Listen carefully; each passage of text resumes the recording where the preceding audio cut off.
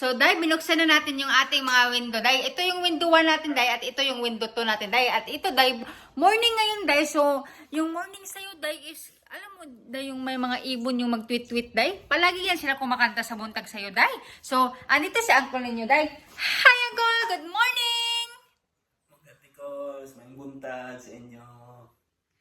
Mga day, may ano si Uncle short day ha, may short siya day. So day may nag-comment pala sa atin day. Sabi niya day na ano, sabi ni Auntie is gusto daw ni Auntie yung mga halaman dito day. So hindi ko masyadong lakasan, baka mabulabog yung mga masamang espiritu dito day kasi uy, Diyos ko, nagpaulan na naman tayo ng laway day. Kasi baka mabulabog yung mga tao dito day kasi ano, buntag sa iyo pa day ba.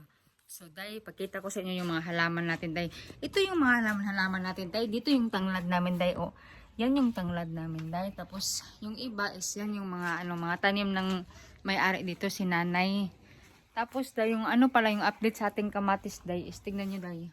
Wala na siya masyadong bunga, day, o.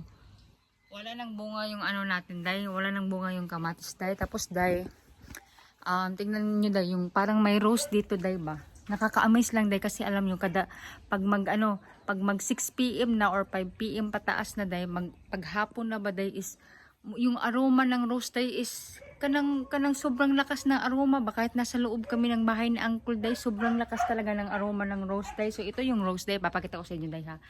Maghinay-hinay lang tayo day kasi may mga tinik yung rose day. So ito yung mga rose day, sobrang bango. Sobrang bango day.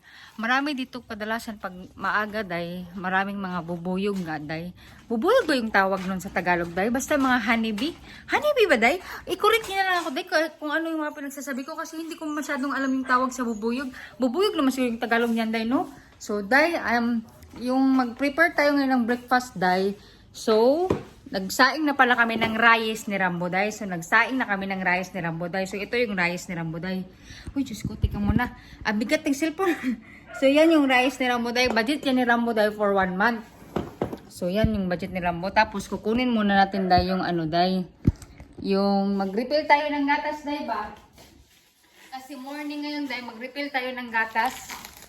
So, ito yung ano, pinalit natin day ng gatas. So, ito yung day. Mag-refill. Nakikita nyo ba ako, day? Tika muna, day. Plaster ko kayo, day ba?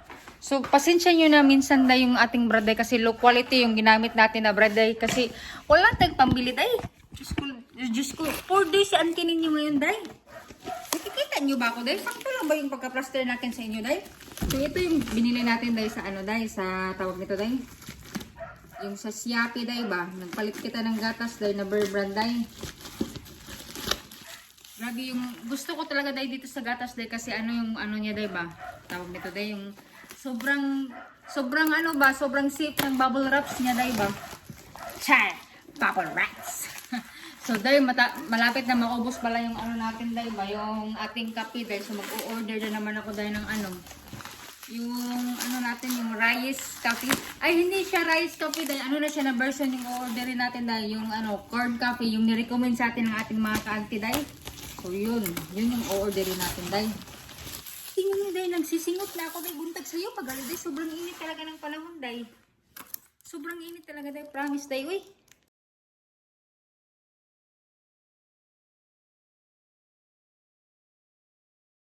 So, mga auntie ko, so ito na yun, day. Ito na yung ano natin, day. Ito parang, tignan natin. 2.4 grams parang yung binili natin, day. Ano to, may free? Free canis. Wala yung free nila dito. May free naman nakalagay pero wala namang free. So ito day, refilan natin day kasi wala na tayong gatas day. Ito day, oh, tingnan nyo. Yan, wala na tayong gatas day. Sobrang konti na lang yan day. Kaya refilan natin yan day. Kaya para, alam nyo naman kami ni Uncle day.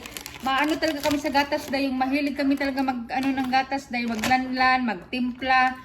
Kasi ako day, pag gusto ko magtimpla ng mga kape-kape day, gusto ko yung ano ko, kape ko day is sobrang espeso nga day, maraming gatas. Gusto ko sa, example, sa tasa natin day, gusto ko halos katunga yung gatas dyan day.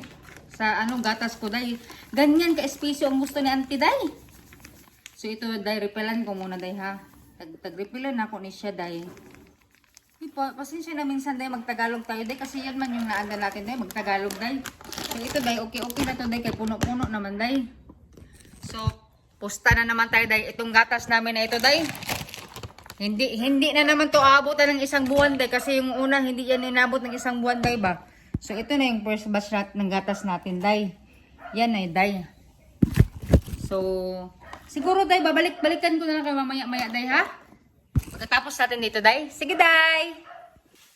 So, hello mga antikos. So, antikos, bumalik na naman tayo mga antikos, ha? So, kada morning sa'yo, day, is magbisbis talaga kami ng mga halaman-halaman. So, ayan si uncle ninyo, day. Hi, uncle! So, yan, day. So, magbisbis si uncle ninyo ng halaman sa morning sa'yo, day. So, yan, day. Yan usually yung routine natin, day. Kasi hindi natin to bahay, day. Bisan bahay pa din natin to, day. Is dapat, day, obligado tayo, day, magbisbis ng mga halaman-halaman, day. Para gwapa ba ang mga halaman natin, day. Yun yung importante, day. Tapos yung breakfast, day, is yung lulutuin natin is wala naman kaming stock, day. Yung isda nga, day. Tingnan nyo, day. Wala kaming stock ba ng mga isda, day. So, ang nag-decide kami na uncle ninyo, day, na since wala kaming isda, day, is ito na lang muna tayo, day. Yung pinaka-hate ko sa lahat. Itong process po, day. Tapos, pagkatapos na lang, mamaya na lang siguro kami uncle ninyo bibili, day. Mamaya kami bibili ng isda pagkatapos namin sa trabaho kasi magtatrabaho kami ng uncle ninyo, day. So, ito yan, day. Chicken hotdog with cheese siya, day. Virginia yung brand niya, day. So, magluluto lang muna ako, day. Tapos, mabisi-bisi na ako ngayon, day. Kasi magtatrabaho pa kami ni uncle, day. Balikan ko na lang kayo mamaya, day, after ng trabaho namin, day, ha? Siguro mamaya pa tayo magkita after work, mga mamayang hapon. So, balik lang ako mamaya, day, ha? Sige, day. Bye-bye! So, hello mga antikos. Mga antikos, ngayon lang tayo nakauwi, day, galing sa trabaho, day. So, ngayon, day, is mag-ready na tayo ng ating dinner, day, ngayon kasi gutom na talaga kami ni Mr. Day. Kanang nakauwi kami din ng sobrang late na, day. Ano nang oras ngayon, day? 7 p.m. yung uwi namin kanina lang, day. Pero na-traffic. Sobrang traffic kasi, day. Kaya na-late kami ng uwi ni Mr. ba, day. So, mag-prepare muna ako, day. Hindi na din ako nakapunta, day, ng public market nga, day. Kasi sobrang traffic kanina, day. Ba kasi may nagparid, day. Yun ba, yung may nagparid. So, mag-prepare ako ngayon, day. Tapos, ito si Rambo, day. Gutom na talaga itong aso namin. Rambo! Gutom ka na? Oh, alin na, magkaon na ta. Ito. Oh, alin na. Alin na. Yan, day. Natatamad-tamad na naman si Rambo, day. So, mag-prepare na ako mamaya, day, ha. May chika ako sa inyo mamaya, day. Kasi yung papa ko tumawag, day. So, balikan ko lang kayo mamaya, day, ha. So, hello mga atikol. So, day, yung natamad na ako, day, magluto, day, ngayong natin, day, dinner, day. So, nag-decide na lang kami ni Mr. Day na magkain na lang kami ng ice cream. Kaya, inutusan ko si Mr. na maglakad si Mr. para bumili ng, day, ice cream. Tsaka, day, yung roast beef shop, day, na yung tawag nun, sliced bread, day, ba? Kasi nag-ice cream at sliced bread lang tayo ng dinner, day. Kasi natamad na talaga si auntie, day, magluto, day. So, ito yung natin, day. Ito yung naubos na natin, day, ba? Tapos, meron pa tayong natira, kunti na ice cream, day. Nag-ice cream na lang talaga kami ni Mr. Day kasi sobrang tamad na namin, day, ba? Ano ng oras ngayon? Alas 8? Alas 8 ng gabi.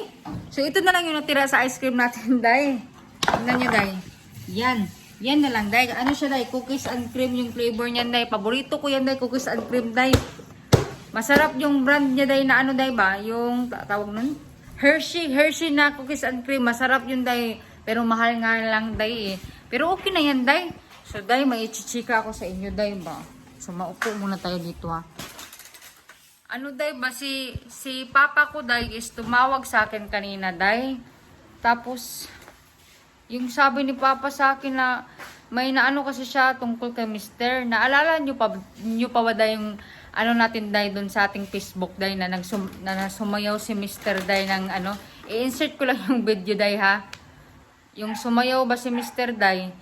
Kasi yung papa ko kasi day is kasi yung papa ko day yung hindi siya masyadong updated day sa mga social media ba. Hindi si Papa masyadong updated sa yung mga uso-uso ngayon nga, day, ng mga sayo-sayo ng mga kabaklaan natin, ng mga mister natin or mga boyfriend natin, yung ganun ba, day?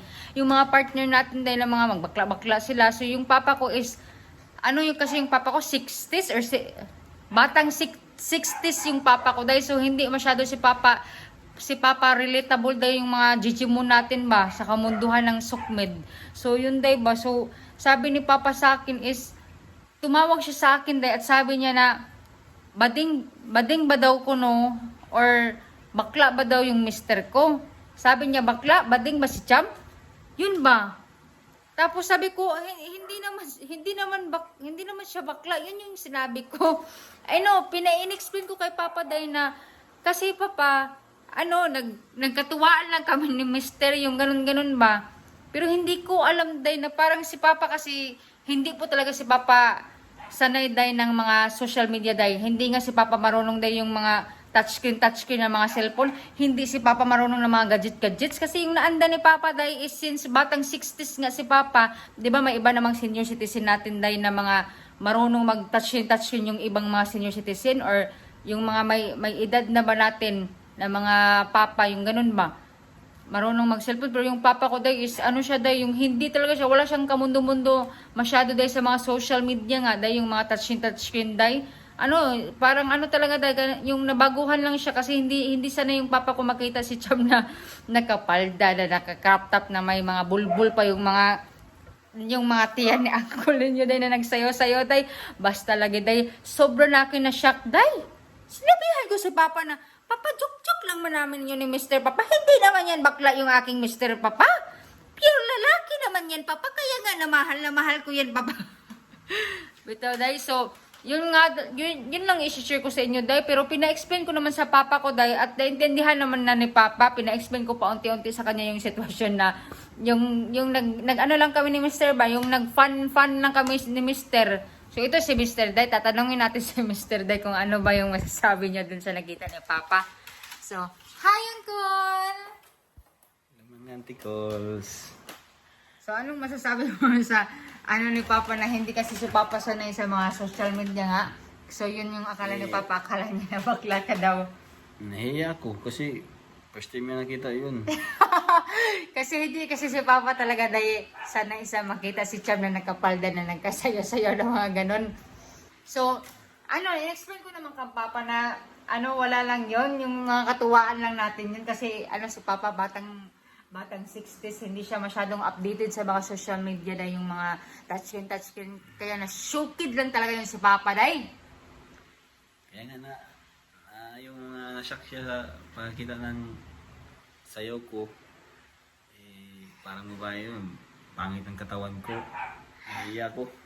Oh, kaya nga Day pero okay lang naman yun Day kasi Day, yung nag-fun lang naman kami ni Papa. Maintindihan lang din ni Papa yan kadugayan galit Day kanang maintindihan lang ni Papa paunti-unti na talaga yung parang katuwaan lang yun Day ba. So, yun lang mga articles yung isi-share ko sa inyo mga articles ha.